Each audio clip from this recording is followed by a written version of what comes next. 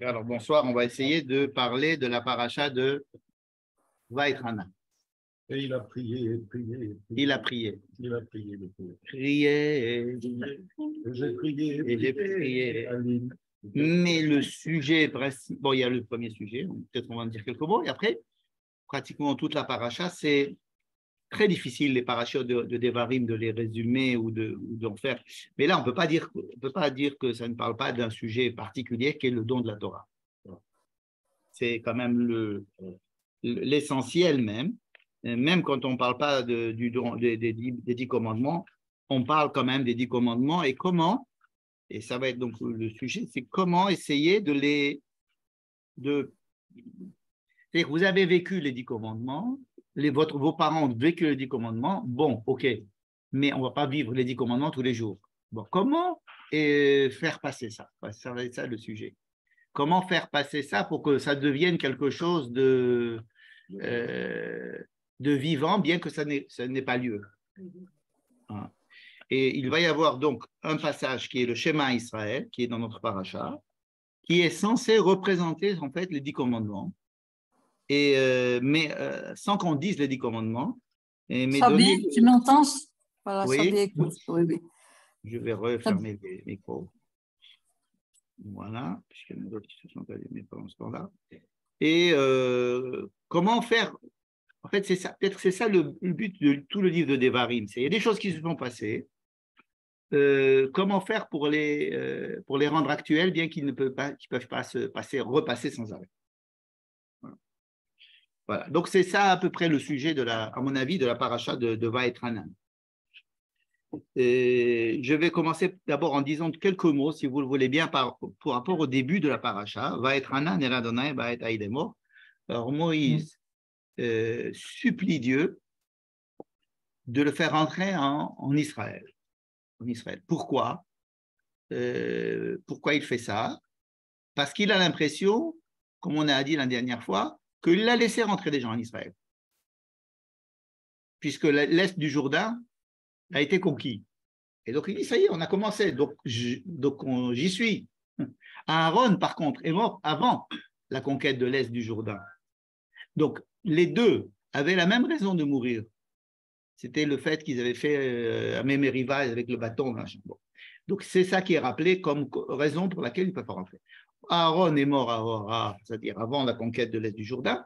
Il dit, bon, si tu as déjà commencé, puisqu'on a vu la semaine dernière que la conquête de l'est du Jourdain était dans le livre de Devarim, considérée comme étant la conquête de la terre d'Abraham, la terre proposée à Abraham, la terre promise à Abraham, n'est-ce pas? Vous vous rappelez, à la descendance d'Abraham, c'est ce qu'on a prétendu la semaine dernière, c'est que contrairement à la vision du livre de Bamidbar de la conquête de l'est du Jourdain, qui était une conquête parce qu'on ne pouvait pas faire autrement, parce qu'il fallait rentrer, mais on ne pouvait pas rentrer par là, il y avait des guerres, on a essayé par là, on n'a pas réussi, on n'a pas réussi. Bon, là, on a réussi, on nous a fait la guerre. Enfin bref, des circonstances qui ont fait qu'on était obligé de faire la guerre à tout l'est du Jourdain.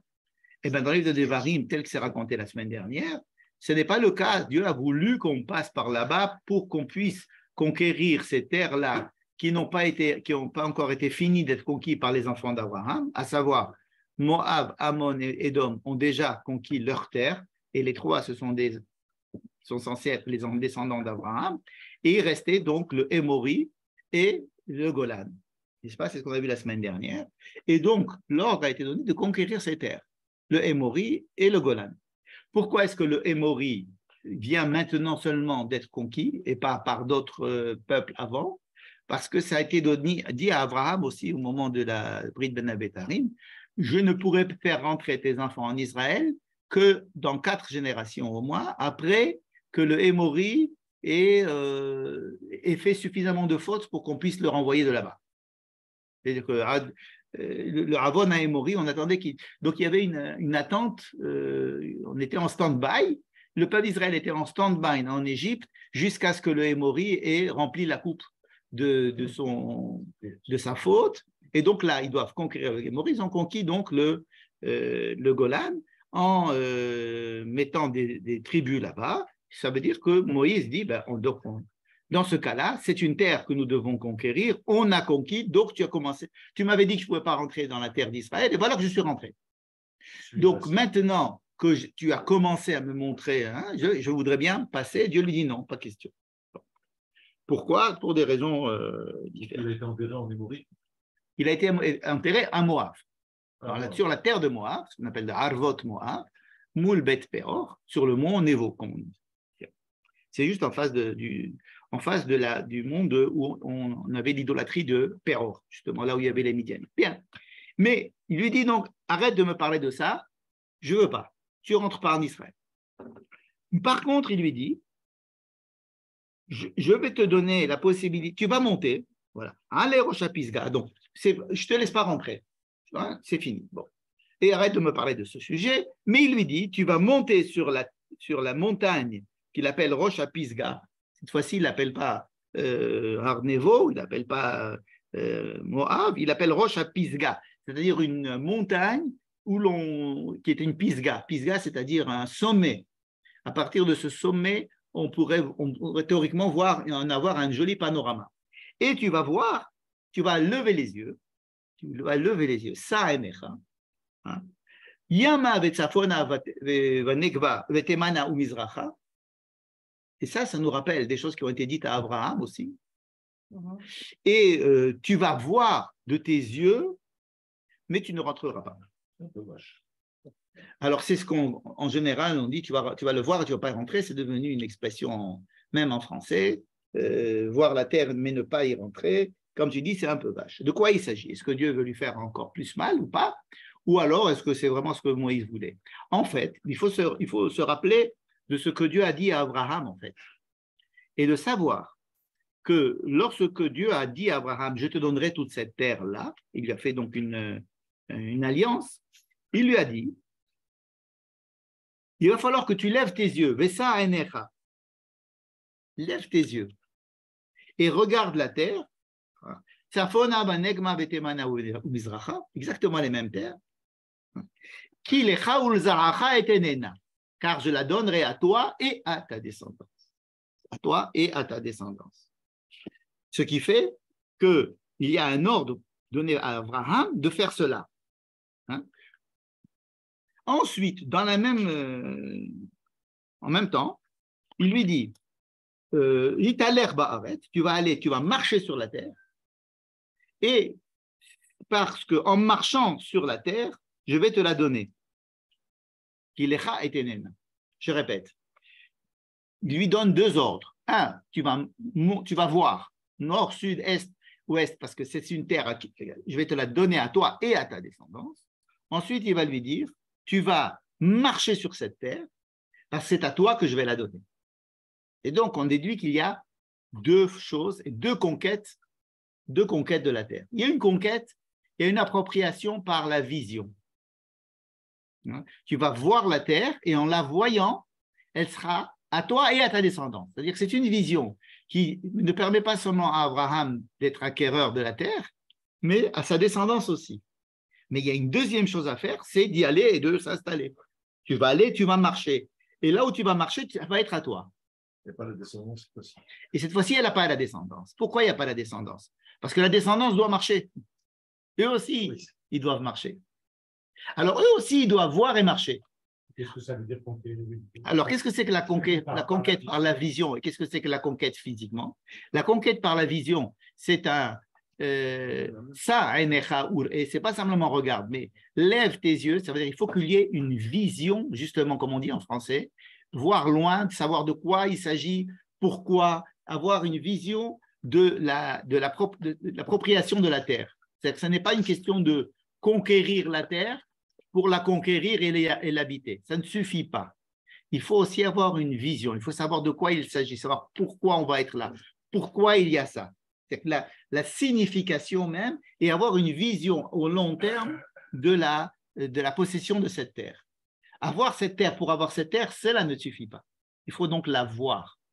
Il faut la voir, c'est-à-dire avoir une vision pour cette terre. Et comme globale. On ne voit pas, quand on marche, on ne voit pas. Alors d'abord, on voit une vision globale, on voit une vision à long terme, et on a aussi une vision pour les descendants. Ça veut dire le fait que moi je la vois, ça va me permettre de transmettre une vision, puisque c'est un message, c'est un sens que je vais pouvoir transmettre.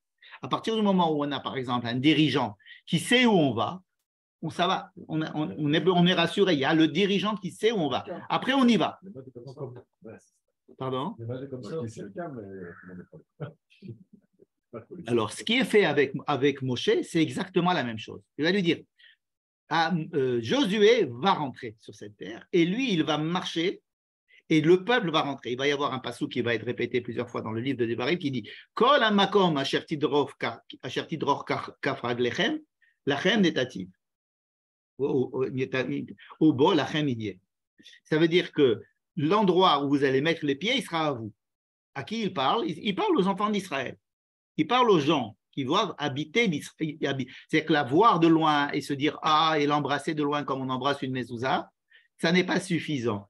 Il faut rentrer et habiter. D'accord?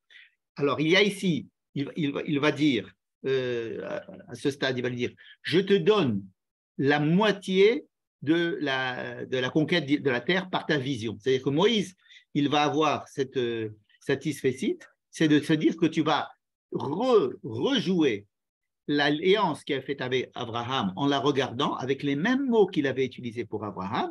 Par contre, tu as 120 ans, tu as 120 ans et tu ne peux plus être le dirigeant du peuple.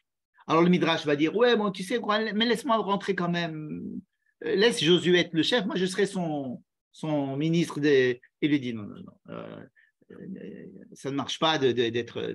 Ok, c'est Josué qui va être le dirigeant, Josué va être le conquérant, va être le militaire, toi tu vas être celui qui aura la vision, et donc tout le monde parlera de ta vision de la terre et c'est selon ta vision de la terre qu'on va rentrer en Israël. Donc voilà, si vous voulez, ce n'est pas tout à fait ce qu'on pensait à propos de simplement je vais la voir avant de mourir ou un truc comme ça, c'est de conquérir la terre, c'est d'avoir une vision sur la terre avant de mourir.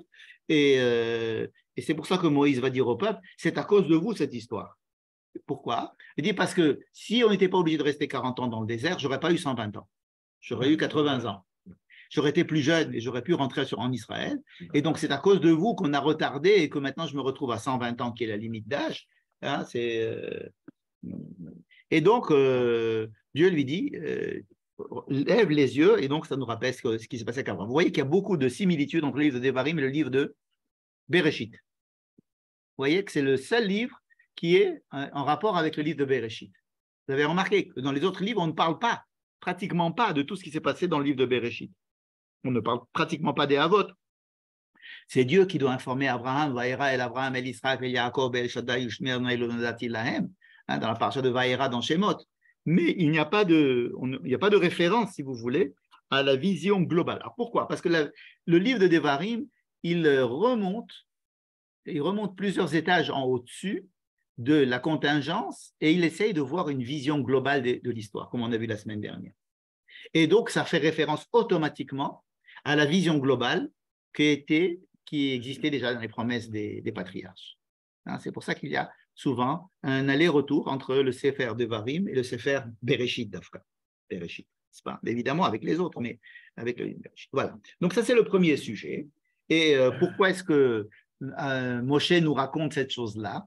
Pourquoi est-ce que Moshe nous raconte ça? C'est une discussion qu'il a avec Dieu. Il lui dit, s'il te plaît, il lui dit non, non, oui, d'accord, non, oui, bon. En quoi est-ce que cela peut nous intéresser, nous, les lecteurs, de savoir que, justement, c'est pour nous dire que bien que Moïse ne rentre pas en Israël physiquement, c'est sous son égide, sous sa vision, sous son message global que la rentrée en Israël va se faire grâce à ces débuts de paracha. Donc oui, sa prière a été exaucée, si vous voulez, quelque part, d'une certaine manière. En français aussi, on doit avoir des vues sûres. On a vu des vues sûres. Mais avoir des vues sûres, ça ne veut pas dire qu'on a acquis. Là, ici, la vue, ça lui a donné l'acquisition. Dans la Gemara, il y a plusieurs endroits où on se pose la question de savoir si j'ai vu un objet, par exemple, on est dans la rue, on voit un objet, est-ce que ça suffit pour dire qu'il est à moi? Alors, il y a certains rabbins qui disent que oui. Si j'ai vu le premier, il y avait un billet de 50 shekels par terre, je l'ai vu. Bon, je cours le prendre, un autre est venu plus près, il l'a pris.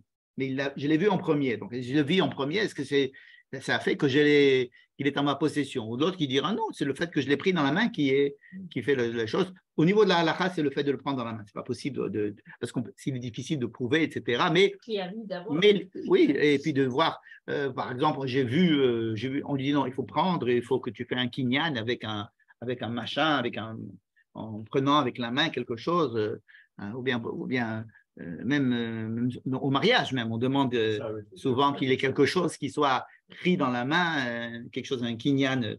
Mais l'idée que la vue permet l'acquisition est émise et elle a sa valeur. Elle a sa valeur. Et là, on voit un petit peu la différence qu'il y a entre les deux valeurs, à la fois le principe et la mise en acte. Bien. Et alors, le deuxième sujet. Tu as répondu à ta question. Laquelle? Alors, qu'est-ce que ça fait? Pourquoi est-ce que ça nous concerne? J'ai émis l'hypothèse que la réponse à cette question, ça serait que même si Moïse ne rentre pas en Israël et que nous rentrons, nous sommes quand même dans la vision de Moïse. C'est-à-dire qu'il n'y a pas de coupure entre la vie en Israël et le message de Moïse. Bien que ce ne soit pas lui qui rentre et qui nous dirige en Israël, tout ce qu'il va nous dire dans le livre de Devarim surtout, va nous aider à vivre en Israël et sa vision de la terre va nous permettre de dire, OK, c'est la terre que Moïse a vue. Comme on pouvait dire jusqu'à présent, c'est la terre que Dieu a promis à Abraham. Bon, comme si c'était des individus, Abraham, Isaac, Jacob, et là nous avons un peuple et que Moïse est le dirigeant du peuple, il fallait réinscrire, si vous voulez, cette alliance dans le fait que Moïse lui-même, celui qui a dirigé le peuple et qui a donné la Torah, lui aussi voit la terre, et en voyant la terre, il accueille la terre, et donc quand on va nous rentrer, on va voir il y a une continuité. Il y a une continuité. Bien. Donc ça, c'est le premier sujet. Le deuxième sujet, ça va être Rak yishamer lecha pen tishkach et hadevarim asher ra'u einecha ou pen yasuru milevavecha kol yemei chayecha. Donc, il parle du don de la Torah et il va dire, attention, tu vas rentrer en Israël et bon, tout le problème, comme je l'ai dit au début, tout à fait au début, c'est de savoir quand une chose existe et qu'elle se passe, elle se déroule, c'est une évidence. Bon. Mais le problème, c'est de savoir comment la faire revivre, comment lui donner un sens dans le temps, comment la prolonger. Alors on dit oui, Dieu s'est dévoilé au peuple d'Israël au Mont Sinaï. Bon, ok, merci, mais moi j'aimerais bien qu'il se dévoile à moi aujourd'hui. Ça me rassurerait, ça me dirait des choses.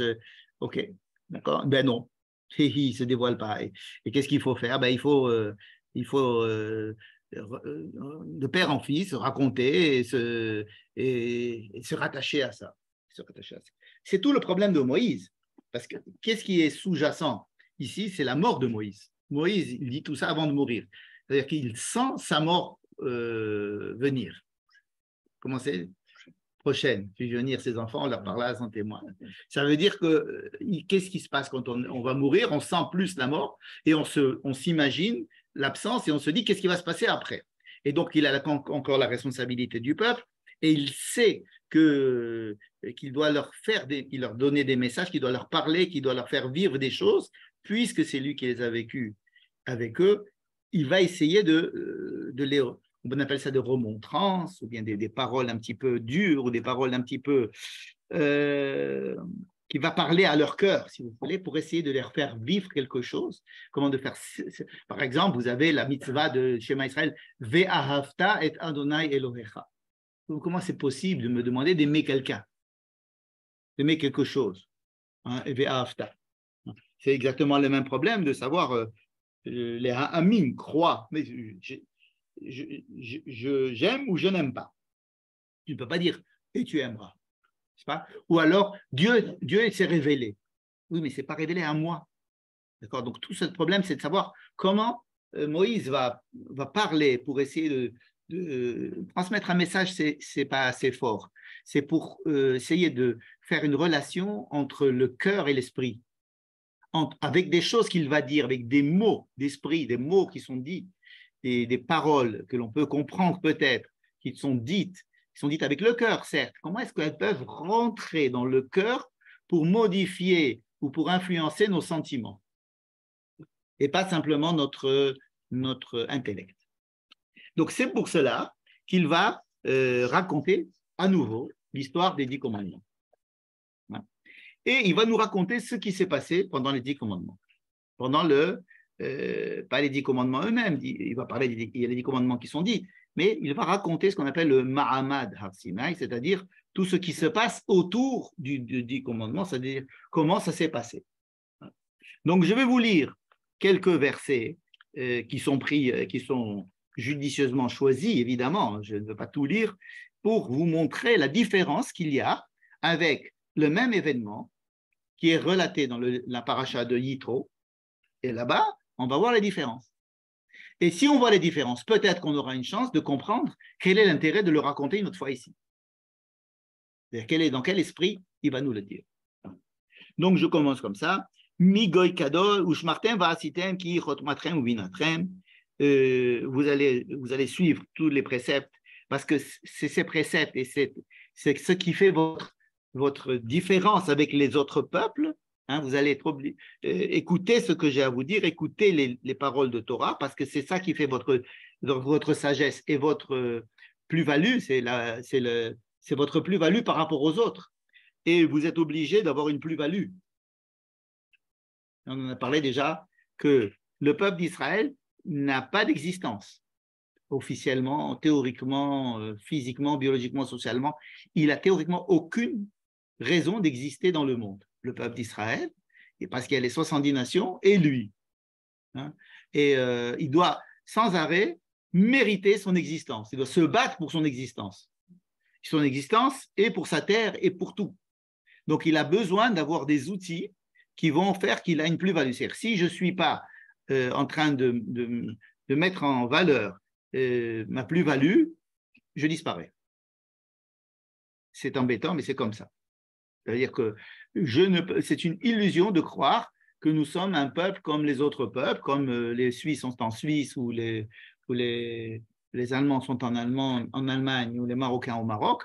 Les Israéliens ne peuvent pas être en Israël. Ils ne peuvent pas être en Israël. Ils ne peuvent pas être bichlal en général. On dit que leur place, en fait, c'est au milieu de la mer dans le Betor Hayam Bayabasha. Ça, c'est leur place. Au milieu de la mer, oui, tout le monde veut nous jeter à la mer parce qu'ils ont bien compris ça. Il n'y a que nous qui n'avons pas compris. Alors, comment est-ce qu'on peut quand même continuer à vivre et continuer à exister, etc. C'est grâce à cette plus-value qui est là. C'est ce qu'il essaie de leur expliquer. Ne considérez pas que vous êtes un peuple comme tous les autres qui allait rentrer en Israël. Il y a quelque chose qui vous qualifie, qui vous spécifie. C'est cette spécification, c'est cette spécificité, oui, qui fait que vous pouvez vivre ou pas vivre. Hein, c'est comme ça. Et donc, les peuples vont vous exiger ça pour vous laisser vivre et encore. Et ils ne vont pas vous laisser vivre jusqu'à ce que vous-même, vous soyez conscient de cette chose-là qui est en vous et qu'il va falloir que vous y attachiez. Sinon, c'est comme un poisson qui essaye de vivre en dehors de l'eau, vous n'y arriverez pas. Vous n'y arriverez pas longtemps en tous les cas. Il faut que vous soyez. Donc, c'est ça qu'il leur dit. Et donc, il dit, c'est pour ça que je vous demande de vous rappeler de ce qui s'est passé au Mont Sinaï. Fais tout ton possible pour ne pas oublier ce que tes yeux ont vu. Ne pas qu'ils disparaissent de ton cœur. Et en fait, tout le problème, c'est comment faire rentrer ça dans le cœur. Parce que le savoir, c'est une chose, mais il faut que ça rentre dans ton cœur.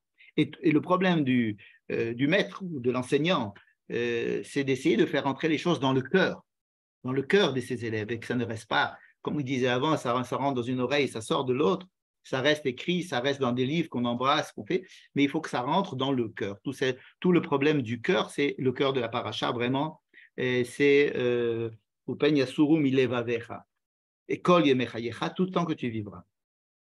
Et donc là, il commence. Yom Asher Amat Alifanaï Elohecha Bechorev, Vemor Elohai, Hakel Yetam. Un jour, vous étiez dans le mont Sinaï. Dans le livre de Devarim, le mont Sinaï s'appelle Horev. Je veux leur faire entendre ma parole. Rappelez-vous de ça. Dieu il dit à Moïse, rassemble le peuple, je veux leur faire écouter mes paroles. Dieu vous a parlé. Dieu vous a parlé dans au milieu du feu. V'atem kol devarim atem shom'im.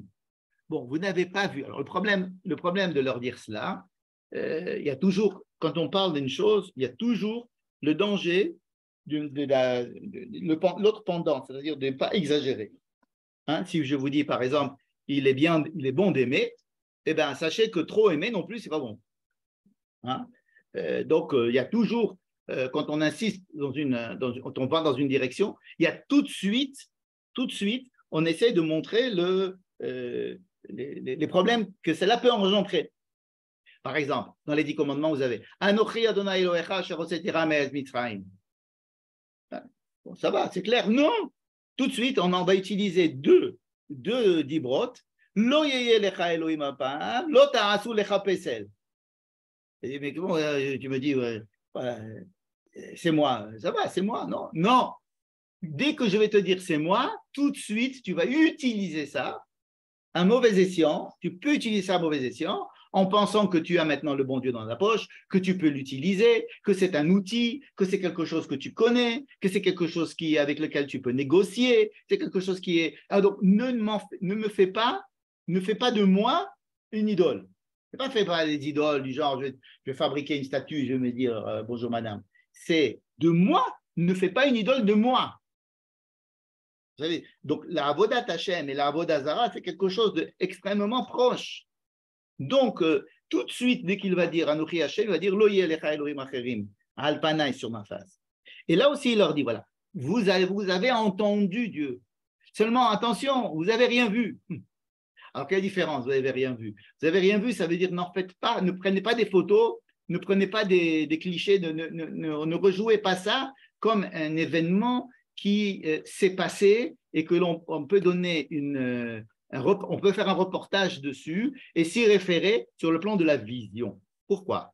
Parce que la parole, qu'est-ce qu'elle fait la parole par rapport à la vision? C'est-à-dire, on aime bien voir une chose. Une photo, c'est mieux que 10 mots. Par image, le choc des photos, n'est-ce pas? Donc, une photo, ça impressionne. D'accord? Je ne crois que ce que je vois aussi. Donc, je veux voir et ma perception, comme on dit. Hein, je veux percevoir avec ma vue. Mais le but ici, c'est justement de ne pas percevoir pour un instant, c'est d'essayer de faire rentrer ça à l'intérieur du cœur. Donc, l'oreille, l'écoute, qui n'a pas justement, à l'époque, ils n'avaient pas d'enregistrement sonore. Bon, par contre, ils avaient la possibilité de représenter picturellement, on pourrait faire un dessin de ce qu'on avait vu. Donc, ne fais pas de dessin de ce que tu as vu. Il n'y avait pas d'enregistrement sonore.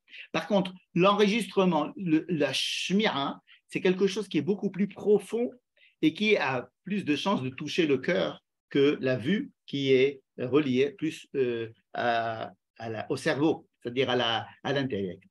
Hein? La shmira, elle est plus contactée, elle est plus en contact avec ce que je peux ressentir, avec les sentiments, et la vue est plus en bien qu'il peut y avoir des choses qui m'impressionnent, etc. Je ne dis pas qu'il y a des choses que je vois et qui ne m'impressionnent pas, ne me font pas, qui ne m'émeuvent pas, et qu'il n'y a pas des choses que j'écoute et que je peux traduire intellectuellement, etc.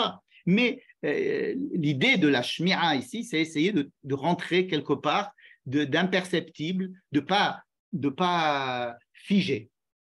De pas figer. C'est-à-dire que ce que l'on voit peut être figé. On peut fermer les yeux et essayer de se représenter ce qu'on a vu. La shmira, elle fait appel théoriquement à quelque chose de moins figé, qui va pénétrer quelque part dans un autre domaine. Donc, il va dire sans arrêt, vous avez entendu, je vous ai parlé, vous avez entendu. Daged Lahem et Berito. Et donc, tout le texte, c'est Moïse qui raconte le rapport qu'il y a entre Dieu et le peuple dans le livre de Devarim. Et vous allez voir que tout ce qui va… Donc, attention de ne pas faire d'idolâtrie, bon, ça c'est dit plein de fois. Il ne faut pas voir, il faut écouter. Et donc, il y a sans arrêt cette histoire que vous avez écouté. Et je continue. Est-ce qu'un peuple a déjà entendu? Personne n'a entendu à part toi. Ça veut dire que la spécificité du peuple, c'est que vous avez entendu. Alors vous allez dire, mais moi, je n'ai pas entendu. C'est mes grands-parents qui ont entendu. Oui, mais justement, Ici, entendre, c'est comment faire passer le message de bouche à oreille, de la vie, la yiddishkeit, la manière d'éduquer les gens, de manière à ce qu'ils s'imprègnent d'une chose que j'ai vue et que je dois transmettre. On est porteur de quelque chose qui n'est pas palpable. Voilà. Donc, même la chose que vous avez vue, le jour où vous avez vu, et le jour où ça s'est passé avec une histoire pyrotechnique, eh bien, là, il n'y a pas de pyrotechnie dans le livre de Devarim. C'est vous avez entendu, vous étiez là, je vous ai parlé, j'ai voulu vous être en contact. Il y a un côté sentimental, un côté de contact. Et ça continue comme ça.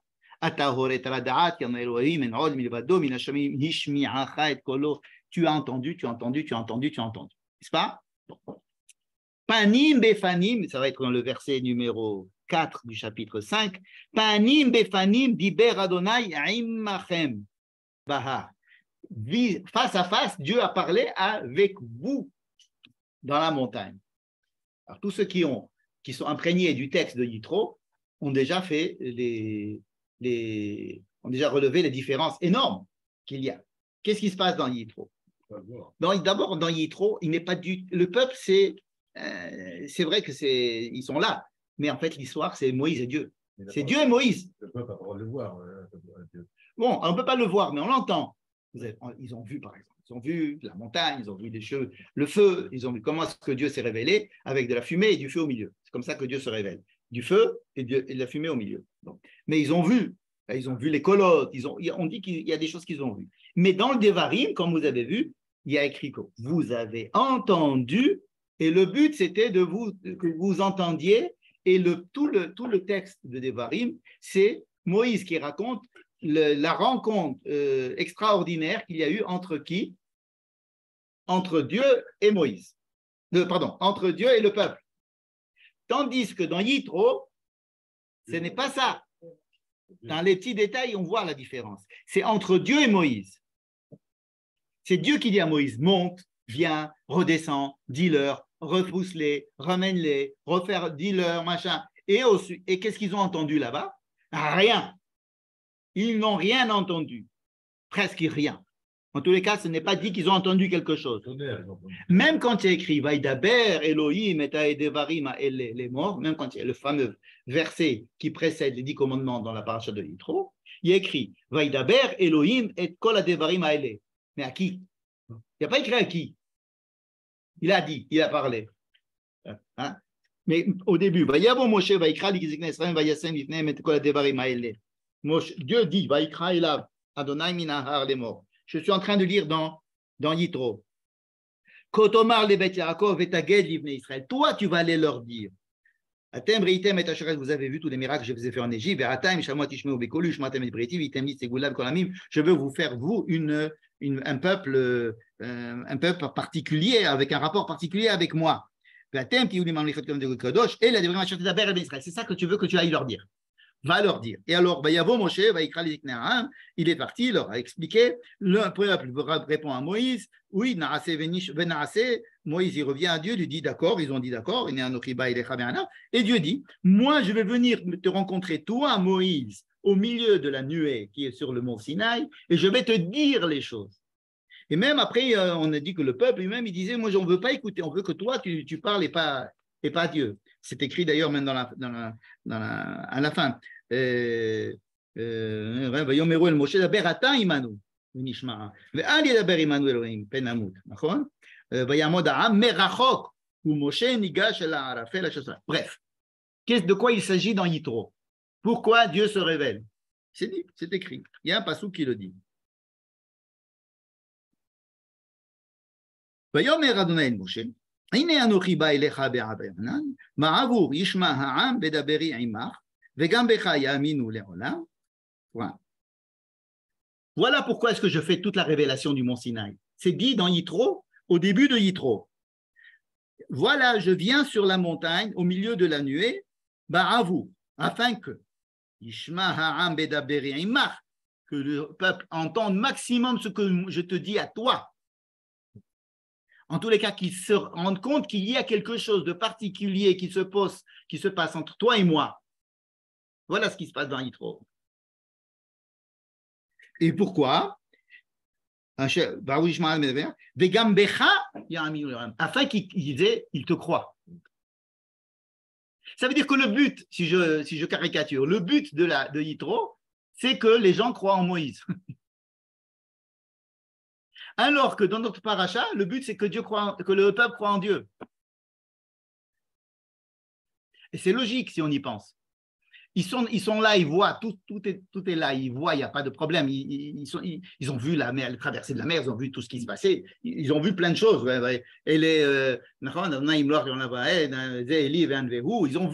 ils ont vu des miracles qui étaient tellement importants qu'on dit qu'ils ont vu là-bas tout ce que n'importe quel autre navire ou même ne pourrait pas voir. Donc, ils n'avaient pas de problème de croyance en Dieu. Il y a écrit Bayamino Badonai ou Moshe Avru. Quel était le problème dans Yitro? C'était d'instituer une confiance en Moïse pour qu'il puisse continuer à parler, dire la parole de Dieu, sans que Dieu ait besoin de venir à chaque fois refaire le Mahamad d'Arsinaï sans arrêt.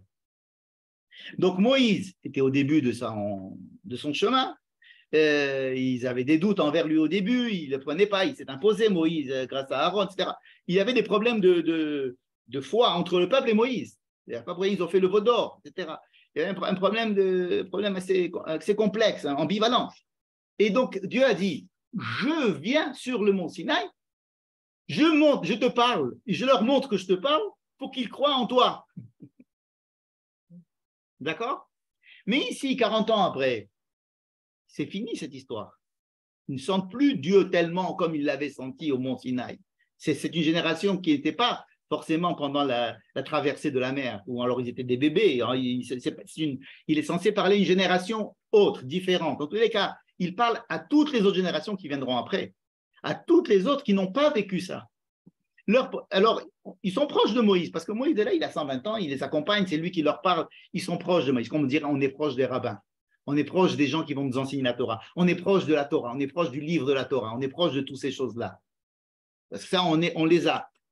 Oui, mais c'est la chose qui s'est passée avant à laquelle on voudrait se rattacher. C'est à ce que le rabbin me dit que je voudrais me rattacher. C'est-à-dire que son problème à Moïse dans le livre de Devarim, c'est pas qu'il croit en lui, cette fois-ci, c'est qu'il croit en Dieu. Si c'était suffisamment évident qu'ils croyaient en Dieu, c'était une évidence, mais par contre, il fallait les faire croire en Moïse dans Yitro. Ici, le problème, c'est de savoir comment, à partir de mon attachement à Moïse, et ça, c'est un attachement qui est facile à faire, parce qu'il suffit qu'on soit attaché à un père, à un grand-père, à un livre, à un maître, à un rabbin. Ça, on sait faire, ça se fait, n'est-ce pas? Mais tout le problème, c'est de savoir comment se rattacher à la parole divine. Moshe va mourir, donc il faut que le peuple se rapproche à quelque chose. Exactement. Mais il n'y a pas que Moshe qui va mourir. Il y a toute l'histoire toute cette histoire qui s'est passée qui va mourir. C'est-à-dire on s'adresse maintenant à l'entrée en Israël, c'est-à-dire à une époque où on est obligé de vivre sans la présence divine évidente tous les jours et sans la présence de Moïse tous les jours. Alors il va y avoir des suppléants à Moïse. Il va écrire le texte, par exemple. On veut dire qu'il va écrire ce texte. Ils s'en foutaient complètement d'écrire le texte à l'époque, les Juifs. Vous l'avez vécu. C'est comme si vous dites, écris ta biographie. Ça va, j'ai 20 ans, d'accord? C'est que quand on est plus âgé, qu'on se dit, tiens, je vais partir, il faudra que j'écrive quelque chose qui va rester, peut-être, n'est-ce pas? Donc, eux, quand on écrit la Torah, ils s'en foutent d'écrire la Torah. D'ailleurs, Moïse écrit la Torah, il ne leur donne pas à eux, il leur donne simplement à des Lévis pour qu'ils la conservent, etc. Parce qu'il a le souci de l'après. Et nous vivons l'après. En fait, il y a beaucoup plus d'après que de générations qui ont vécu le don de la Torah. Le souci de Moshe, c'est pas sa mort seulement, c'est la mort d'une époque, c'est la mort d'avoir vécu un événement et comment cet événement va continuer à exister dans le cœur des gens, bien que cet événement n'ait plus lieu effectivement.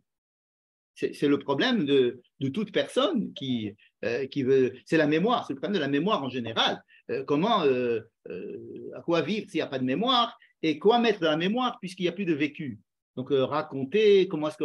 Alors, il y a des gens qui racontent bien, il y a des gens qui émeuvent quand ils racontent, il y a des gens qui font du théâtre, des gens qui font du cinéma, des gens qui écrivent des romans, des gens qui font de la peinture, des gens qui essaient de transmettre des émotions, etc. Tout ça, ce sont quoi? Ce sont des moyens de faire perdurer un instant de vie. Hein? Je veux voir la lumière dans l'air, il avait dit, il a dit Monet. Monet, il a dit, je veux transmettre ce qu'il y a dans l'air, entre les arts. C'est ça que je veux transmettre. Et bon, il a quelque chose, il veut le transmettre. Comment il va le transmettre? Parce qu'il va réussir à le transmettre. D'accord? C'est l'indicible. Et pourtant, pour lui, c'est l'essentiel. Comment transmettre ce genre de choses? Alors, il y a des supports. Il y a heureusement des fois des supports. Je parle maintenant de la peinture, mais il y a toutes sortes de supports dans les arts, dans l'écriture, etc. Et l'écriture de la Torah est un support, mais ça n'est qu'un support. Il y a des gens qui vont nous enseigner, mais ce sont que des gens qui ont eu un enseignement et qui répètent. Mais ce n'est pas la chose elle-même. Et pourtant, c'est avec ça que l'on doit vivre. On vit avec les supports. Alors, on peut se dire, bon, ce ne sont que des supports, donc je me coupe de tout ce qui s'est passé avant et je vis l'instant. Parce que moi, je veux vivre des choses et vraiment les vivre. Donc, il y a cette volonté comme ça, des fois des jeunes surtout, qui disent, bon, ok, vous êtes bien gentils avec vos histoires, vos machins, le Yom HaZikaron, et vos films, et vos documentaires, et votre Torah, et vos commentaires, et que ça s'est passé, et Pessah que vous dites que vous êtes sortis d'Égypte, tout ça, c'est ok, c'est du folklore. Moi, je veux du tachles, je veux vivre, je veux expérimenter des choses. Parce que ce qui compte, c'est l'expérimentation aujourd'hui, n'est-ce pas? Bon, alors, vas-y, va mon fils, expérimente. Ça veut dire coupe-toi du passé, parce que le passé, la seule chose, le processus de se relier au passé, c'est justement d'utiliser ces supports. Comment je vais avoir un rapport avec mon passé si je n'ai pas ces supports? Dans le mot support, je mets les textes, les témoignages, les personnes vivantes, les personnes âgées, toute la littérature, tout l'art, etc. Tous ces supports-là qui me disent, il y a eu des choses auxquelles il faut que tu te rattaches parce qu'elles ont de la signification et que tu viens de là-bas, etc. Je commence à partir d'aujourd'hui. Je ne veux pas, je veux me couper. Pourquoi je me coupe du passé? Entre autres, parce qu'il est pesant, mais aussi parce que ce ne sont que des supports. Et moi, j'ai besoin d'expérimenter. D'accord? On me dit que mon grand-père a fait un accident de voiture. Mais je m'en fous. Moi, je prends ma voiture et je fais du 200 à l'heure. Je veux expérimenter la voiture. Je veux savoir ce que c'est qu'une voiture qui roule à 200 à l'heure. Je veux vivre pleinement. Donc, je veux vivre le présent et je veux le remplir d'expériences, mais en même temps, parce que je suis déçu par ce rapport au passé qui n'est pas expérimental. Il n'y a pas d'expérience dans ce passé. Vous voyez ce que je veux dire? C'est que je suis tellement pris par le désir d'expérimenter les choses pour les vivre. Tout à l'heure, qu'est-ce que tu as dit? Je crois ce que je vois. Donc là, je crois ce que je vis. Je vis, donc ça existe. On me dit de me rapporter à quelque chose d'antérieur avec un sens, une mashmaout, un passé vrai comme ça. Alors, on peut respecter gentiment, mais ce n'est pas ça qui me parle. Vous comprenez? Et c'est ça le problème de Moïse. C'est de parler à cette génération-là, et donc à toutes les autres générations, qui vont vivre déconnectés du passé, obligatoirement. Ils vont obligatoirement se déconnecter de leur passé parce qu'ils voudront vivre intensément le présent. Alors, ça sous-entend en fait que la vision de Dieu, elle ne passe pas à travers les générations. Exactement. Comment ça s'appelle? La vision, c'est-à-dire, tu veux dire le fait qu'il se soit la révélation de Dieu. La révélation de Dieu ne se passe pas de façon éclatante à toutes ces générations. C'est passé qu'une seule fois. Elle s'est passée qu'une seule fois. Mais elle s'est passée une seule fois, justement pas pour la génération qui a vécu la révélation. Elle s'est passée pour qu'on puisse en parler dans notre paracha et nous dire comment faire pour la transmettre. Et il dit, vous allez rentrer en Israël. Et il y a de grandes choses pour que vous déconnectiez de votre passé. Aujourd'hui, vous direz, vous serez des Israéliens et vous ne voudrez pas être juifs, par exemple. Et donc, vous, avec cette volonté de vous déconnecter de votre passé, vous ne pouvez pas subsister. C'est ça qu'il leur dit. Et si ça nous paraît tellement méchant et paraît pessimiste tout ce que Moïse dit, il y a par exemple dans notre paracha ce que l'on va dire à Tisha B'Av jeudi matin. La paracha qu'on va dire à Tisha B'Av, Kitolit Banim Uvne Banim, Venoshatem Baret, se trouve dans notre paracha de Vaet Hanan. Enfin, on ne va pas tourner beaucoup le Sefer Torah pour la trouver. Elle est justement, Kitolit Banim, c'est très très très pessimiste au point où on dit ça à Tisha B'Av.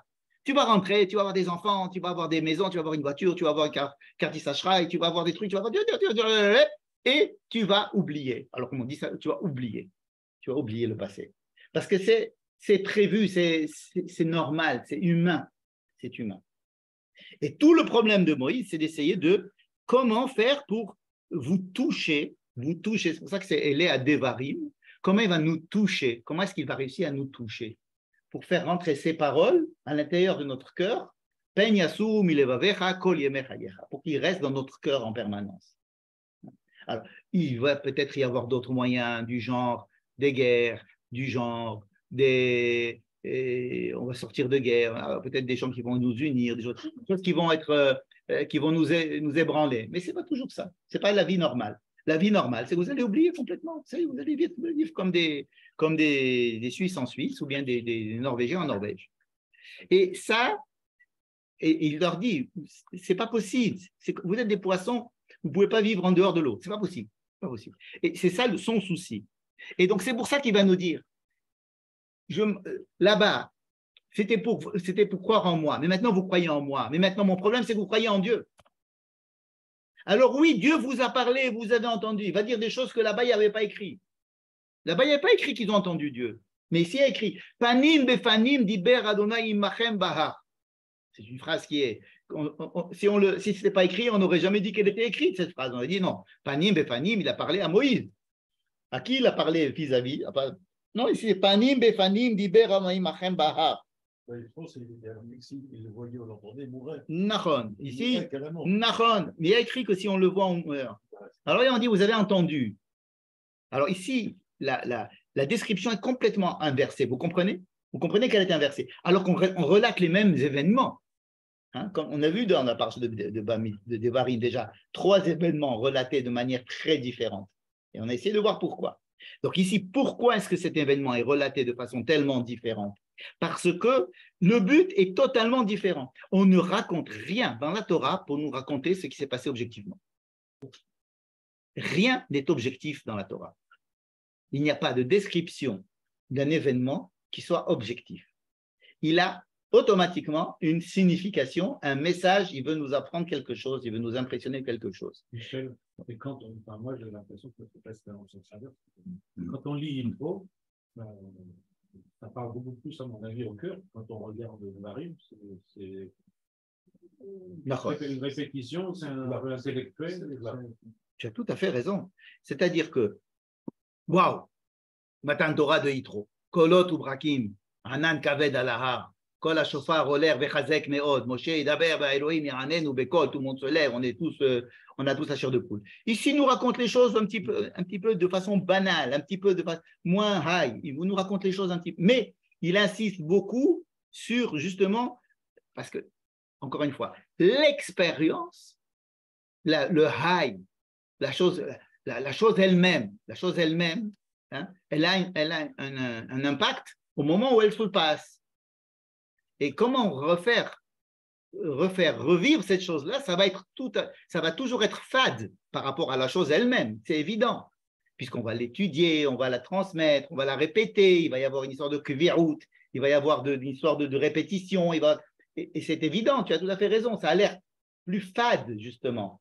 Alors, ce n'est pas impressionnant, d'accord? Mais justement, comment, sans être impressionnant, parce qu'aujourd'hui, on veut transmettre les choses de façon impressionnante. Tu as tout à fait raison. Je suis allé voir une exposition de Monet. Vous l'avez vu peut-être au Cube? Ouais, il est nul. Peu importe, qu'elle soit nulle ou pas nulle, c'est une expression, c'est une manière de traduire l'art, la peinture, d'une autre manière. Immersion. Voilà. C'est-à-dire qu'il n'y a pas un seul tableau de Monet. Il n'y a que des reproductions, bon, enfin, des reproductions quand même, mais c'est de la vidéo et c'est des trucs trop. Parce qu'on sait que les gens aujourd'hui, que des travers, comme on dit, à la peinture, ils ont besoin de chavaya, Donc, on attend de la Chavaya. Tu veux me faire parler, raconte-moi ce qui s'est passé au don de la Torah. Alors, viens, on va te faire entrer dans le cube et on va te mettre là-bas des non, hein. Ah, ça me parle. Hein. Mais ça, c'est un défaut des gens qui voudraient vivre l'instant et qui refusent l'effort de se relier au passé, bien qu'il n'y ait rien qui m'ébranle sur le plan audiovisuel ou pyrotechnique. Pourquoi est-ce qu'aujourd'hui on traduit tous ces genres de choses par du pyrotechnique? Pourquoi est-ce qu'un prof aujourd'hui, pour faire passer un message, il est obligé d'amener des diapos ou de le faire sortir dans un musée, etc. Alors qu'avant, tout se faisait, transmettait, le prof il est là, alors on dit, ah non, mais il faut la chavaya. Hein, parce qu'on a l'impression que tout doit être vécu de façon chavayatique. Ça rentre mieux parce qu'on est habitué à ça. Mais d'où vient cet abandon? Et alors qu'on se dit, mais comment est-ce qu'ils ont fait pendant des milliers d'années sans avoir cette chavaya et ces vidéos et ces tutos et ces cours et ces zooms et ces machins pour transmettre tout ça? Et ils avaient peur, ils suaient sur des textes, vous comprenez? On dit, bon, maintenant c'est mieux aujourd'hui. Je ne pense pas. Je ne pense pas que ce soit mieux. Ça veut dire qu'aujourd'hui, on peut ébranler.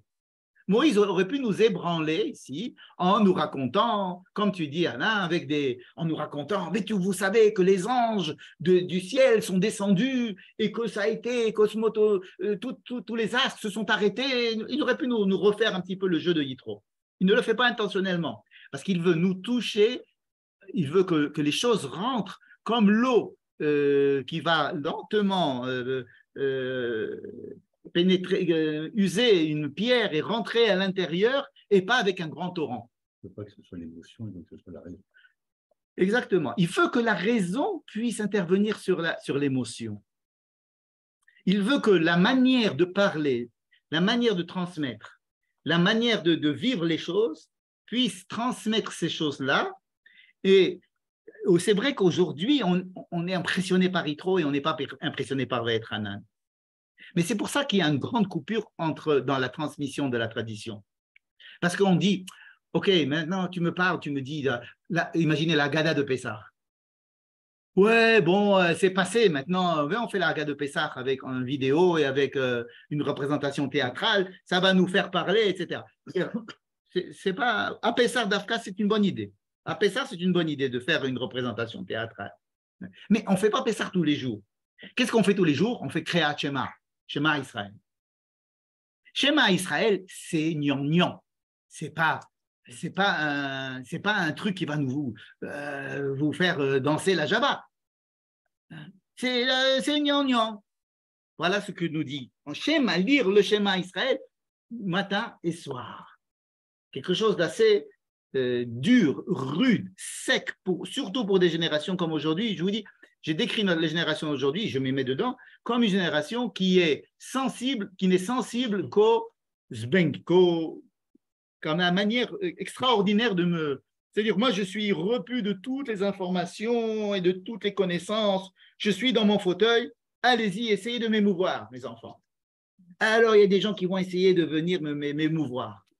N'est-ce pas? On est des consommateurs d'émotions, n'est-ce pas? Mais on n'attend que d'émotions. Attends, mais est-ce que toi, tu es capable d'aller t'asseoir sur un texte et d'étudier, etc., alors qu'il n'y a aucune émotion? Est-ce que tu es prêt à dire le Shema Israël le matin et le soir, alors qu'il n'y a rien qui se passe de flippant? N'est-ce pas? C'est de ça qu'il s'agit dans notre paracha déjà.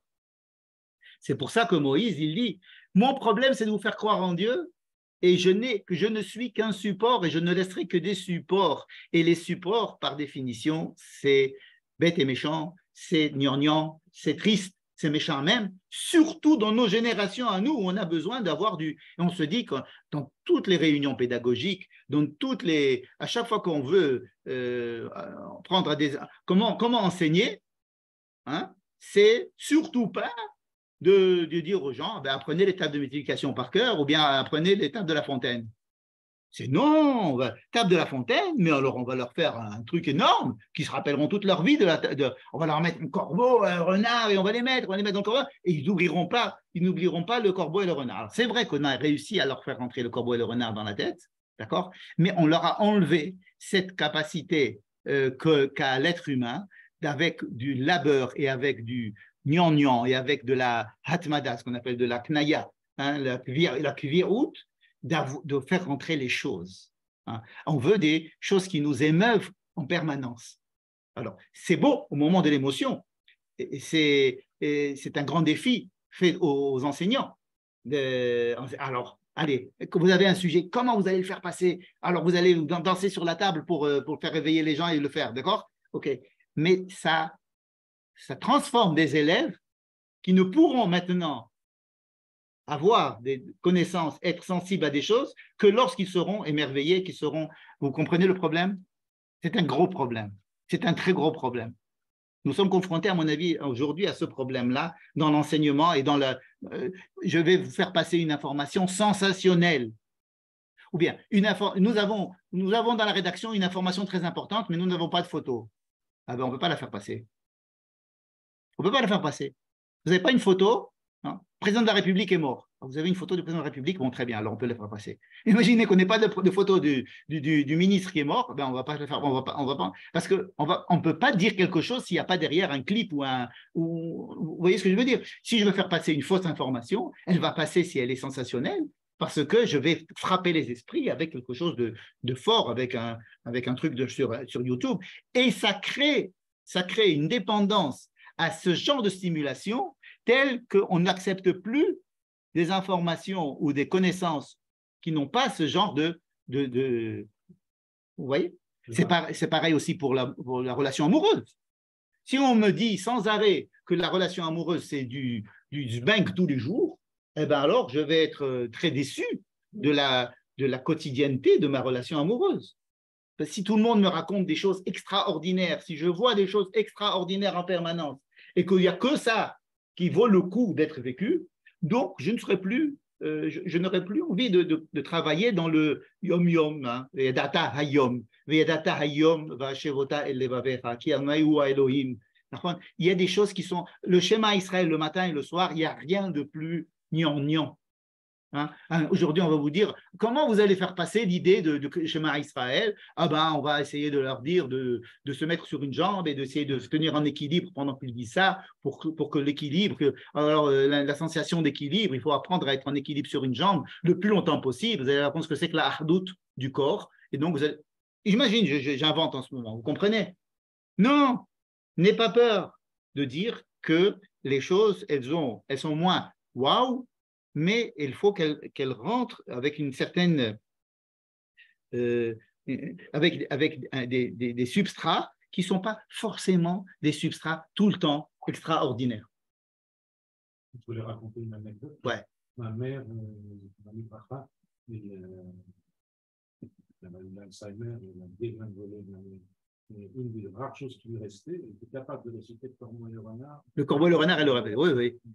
C'est Alain qui raconte que sa mère, même avec Alzheimer, vers la fin de sa vie, elle racontait facilement le corbeau et le renard. Moi, je me rappelle de ma grand-mère, son Alibracha aussi, elle nous racontait ce qu'elle avait appris en classe au CP. Le soleil est si loin de la terre qu'on ne peut se faire une idée de son éloignement. Elle nous racontait ça. Hein. Un bicycliste partant de Rouen. Bon, c'est vrai, mais quand vous voyez, par exemple, moi, comment j'ai appris la Torah, j'ai appris le Rashi, j'ai appris tout ça. On apprenait. Mais ça sert vachement et ça forme les gens. Alors on se dit, ouais, c'est gnangnan, c'est pas des méthodes pédagogiques, etc. Mais c'est pas vrai. Alors, je ne dis pas qu'il ne faut pas essayer d'innover dans l'enseignement, d'avoir des émotions, mais il y a dans la transmission et quelque chose Alors, par exemple, les gens religieux, ils paraissent être des gens ringards à cause de ça.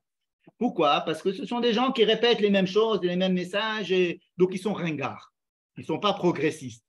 Ils sont archaïques. Hein? Pourquoi? Parce qu'ils prennent en charge la tradition. Et rien dans la tradition n'est plus gnangnan que la tradition.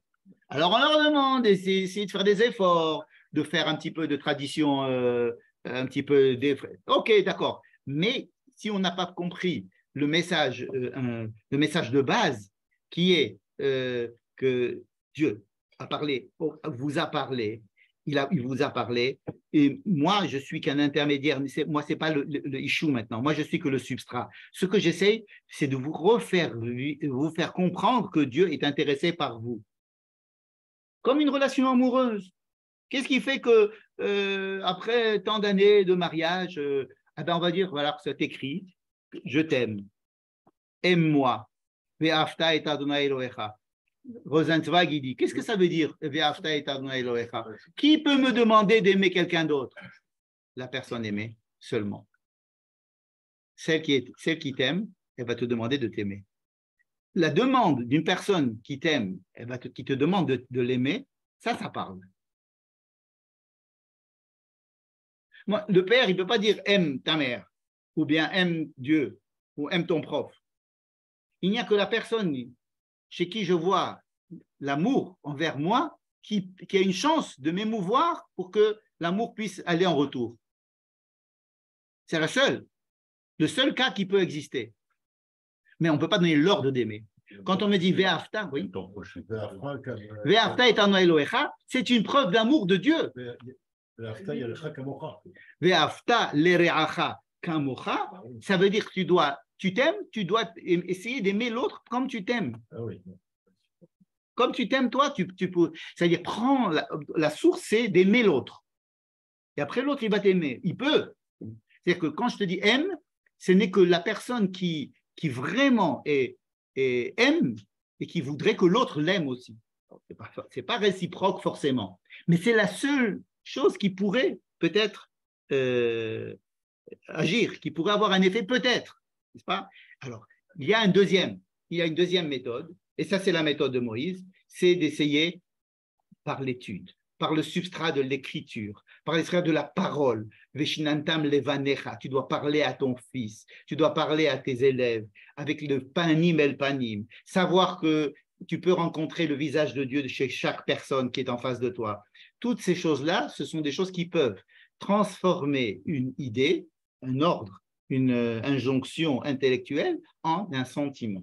Et tout le but, c'est d'essayer d'avoir un sentiment. N'est-ce pas? Combien de temps il nous reste? 18. Je vais peut-être donner quelques informations. Bon, j'espère que vous avez compris l'idée générale. Il n'y en a pas tellement d'ailleurs.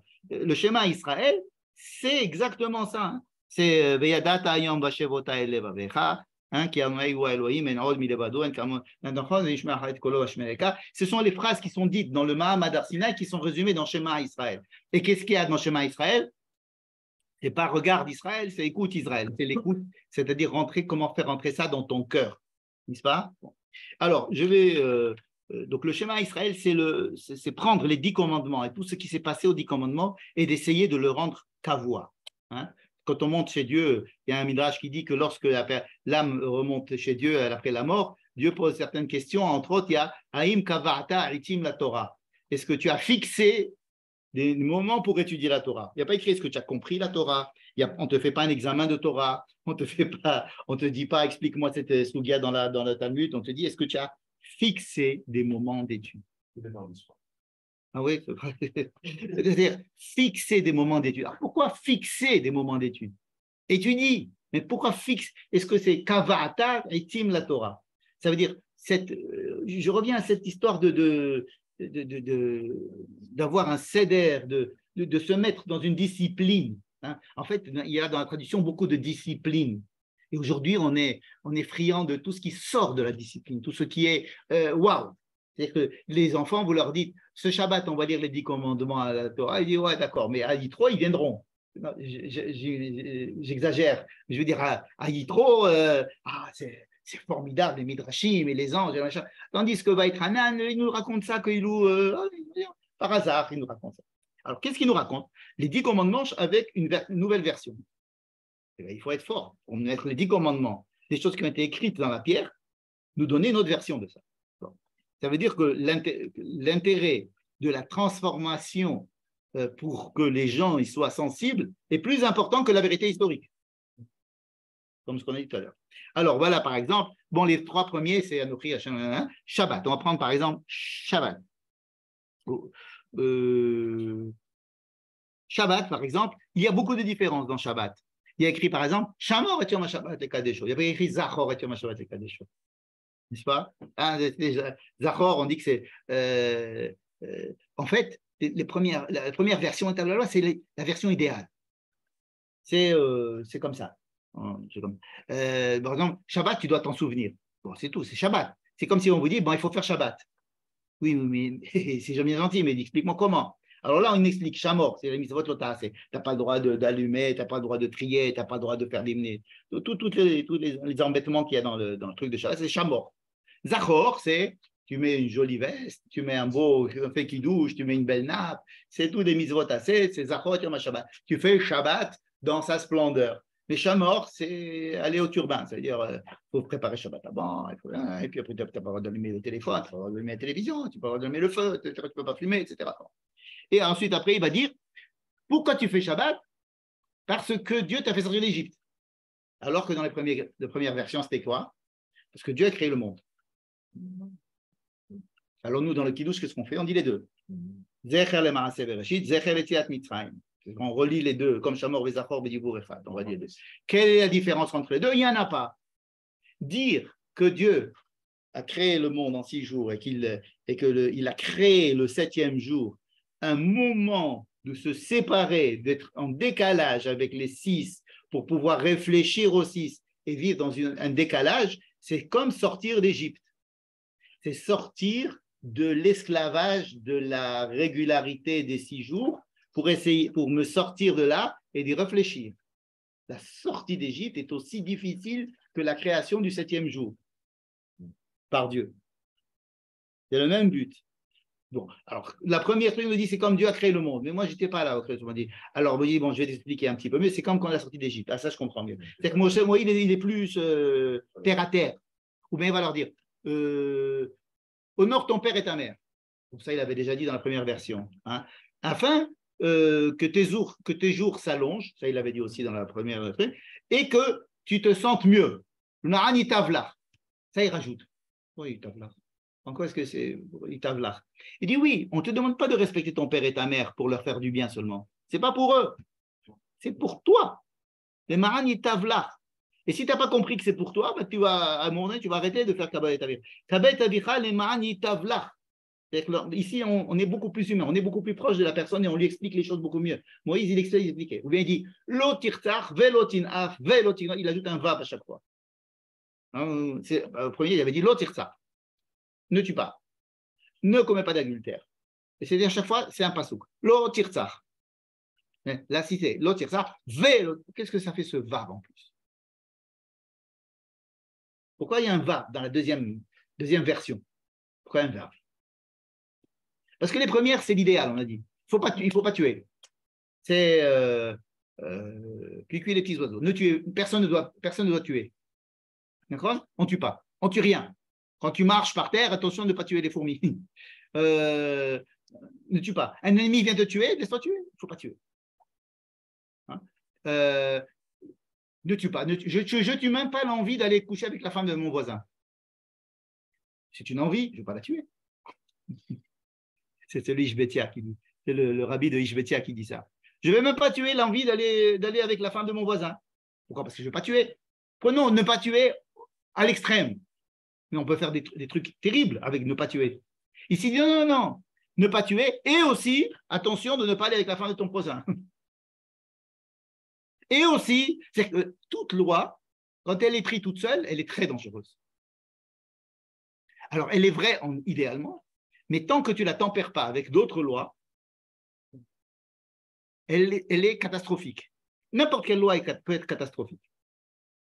Et Moshe a bien compris cela, et il rajoute des vaves à chaque fois. Tu fais ça, ouais, mais attention, il faut faire ça. Et aussi ça, et aussi ça, et aussi ça, et aussi ça, et aussi ça. Oula, alors qu'est-ce que je fais? Ah, assis-toi, on va essayer d'expliquer. Parce que si je dis, moi, j'aime la planète. J'aime la planète. Je fais tout pour la planète. Il va dire le contraire. C'est super. Ouais, alors, je vais arriver à des actions extraordinaires. N'est-ce pas? Je vais supprimer ce que je sais, moi, les masganim. Parce que les masganim, vous savez, ça émet des gaz, machin, truc. Je ne vais pas manger de viande, je ne vais pas manger de trucs, et je ne vais pas marcher sur les animaux, etc. Je vais arriver à des exactions parce que je pars d'une très bonne intention qui est de je suis pour la planète. Par exemple, si je suis Premier ministre et je suis pour la planète à fond, je vais dire les voitures, elles ne peuvent pas conduire à plus de 20 à l'heure parce que chaque 10 km en plus, ça fait des émissions Donc, toutes les voitures doivent rouler à 20 à l'heure. Ça fait des gilets jaunes multipliés par 10. 30 à l'heure à Paris. N'est-ce pas? 30 à l'heure à Paris, etc. Ça veut dire que il faut sans arrêt, comme ils disent en France, et le même temps. Il faut vivre le en même temps de Macron. Ça veut dire qu'il faut en même temps ne pas tuer, et en même temps de ne pas convoiter la femme de ton prochain, et en même temps de ne pas voler, et en même temps. Et l'homme, c'est le en même temps. Et la halakha, c'est le en même temps. Et c'est le vav de l'homme qui est debout et qui doit tout tenir comme ça. Et en même temps, et aussi, il faut.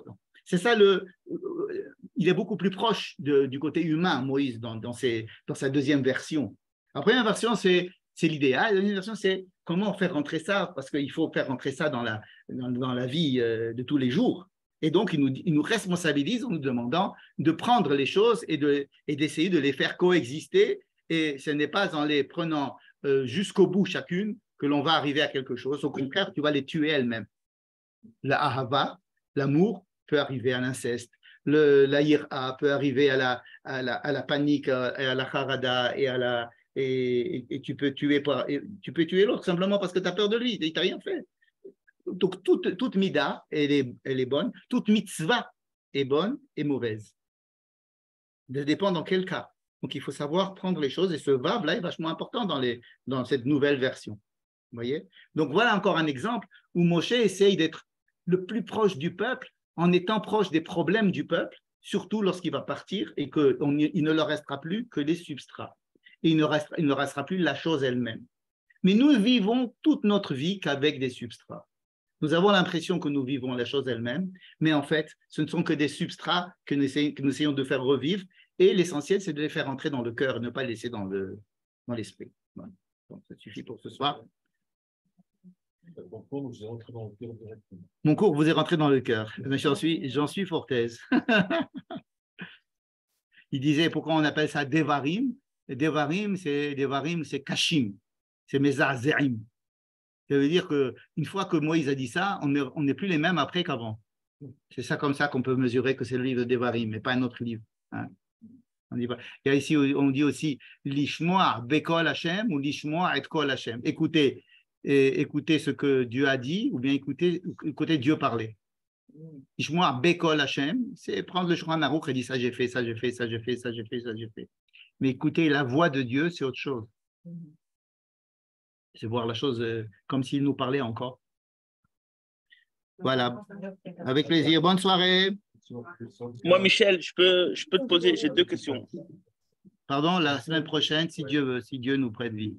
Je n'ai jamais compris ça. Pardon, il y a quelqu'un qui a parlé? Oui, c'est moi, Michel. Salut, c'est Alex. Alex, je t'écoute, oui. Alex. Alors, j'ai 2 questions. Une sur ce que tu as dit au début du cours par rapport à Moshe qui ne rentre pas en Israël. Oui. Alors, la semaine dernière, il a dit Afbi itanaf Hashem. Ça veut dire que c'est par rapport Afbi itanaf Hashem. Il s'est énervé.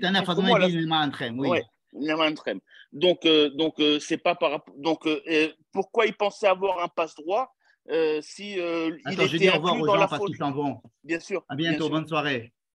Bonne soirée. Si vous voulez, vous pouvez rester. Et oui, il y a plusieurs endroits où Moshe il va mourir. On lui demande de mourir. Il y a dans la paracha de Pinchas aussi.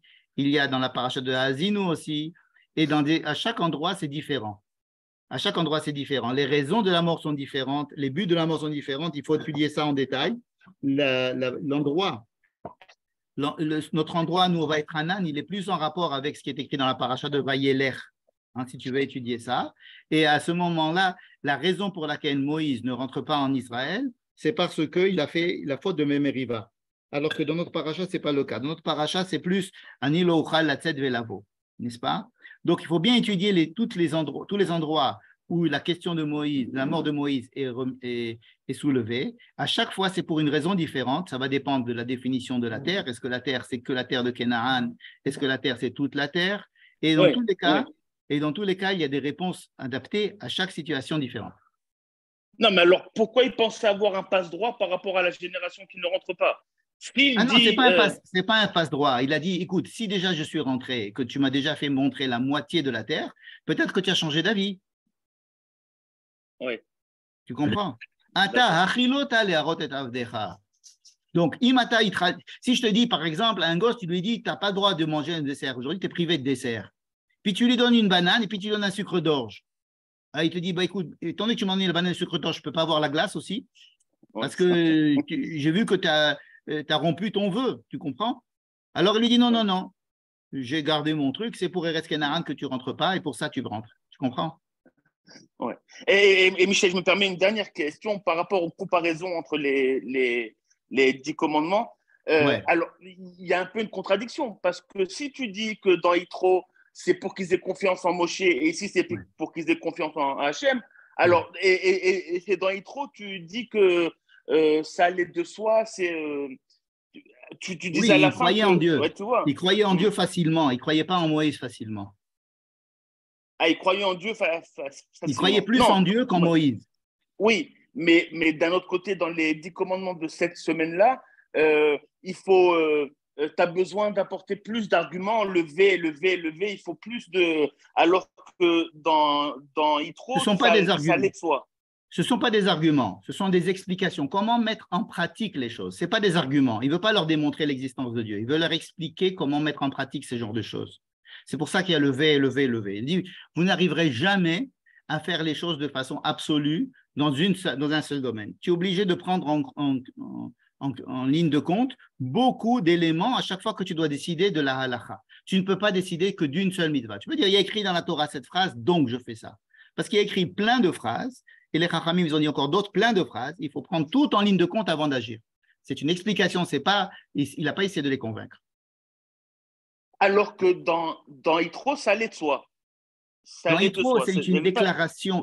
Yitro, c'est une déclaration idéale des choses. Comment elles doivent être dans l'absolu. Une fois qu'elles ont été déclarées, elles ont été mises au monde, ces choses-là, interdiction de tuer, par exemple. OK, c'est une chose qu'il faut mettre en place. Une fois que c'est mis en place, après, il faut les modalités. Ça, c'est Moshe qui s'en occupe ici. D'accord. Merci. Allez, je vous embrasse. Merci beaucoup, Michel. Merci beaucoup, Michel. Avec plaisir. Au revoir. Merci, au revoir, Michel.